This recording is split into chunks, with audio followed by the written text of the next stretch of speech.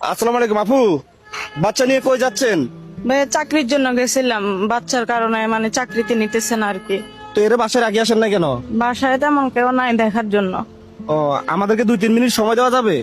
সমস্যা নাই, বলেন। তাহলে একটু এদিকে আসেন।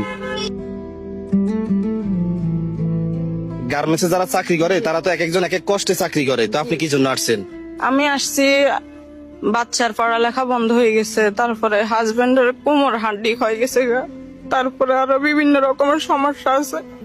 মানে এক সময় অনেক ভালো অবস্থান ছিল আমাদের, এখন বাচ্চার জন্য, নিজের জন্য, এরপরে আবার আমি 3 মাসের গর্ভবতী, এখন বর্তমানে ঘর ভাড়া দিতে পারতেছি না, তারপর অনেক সমস্যা, বুঝছেন? এরপরে মানে আত্মীয় স্বজন কেউ দেখে না, অবস্থা অনেক খারাপ। মানে একদিন না খাইলে আর একদিন না খেয়ে থাকতে হয়, এরকম পরিস্থিতি, বুঝছেন? এখন আপনি বর্তমানে 3 মাসের গর্ভবতী, তারপর চাকরি করার জন্য আসছেন? কি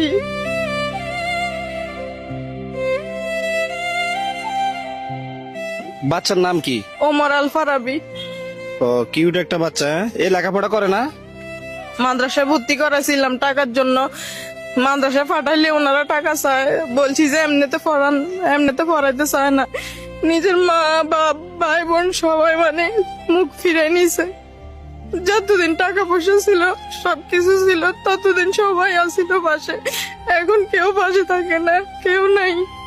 আহার পরিস্থিতি, আসলে কি বলবো আমি। নিজে বাসার মা মা পর্যন্ত মানে বাসা থেকে বের করে দিচ্ছে, যখন টাকা পয়সা দিতে পারতেছি না।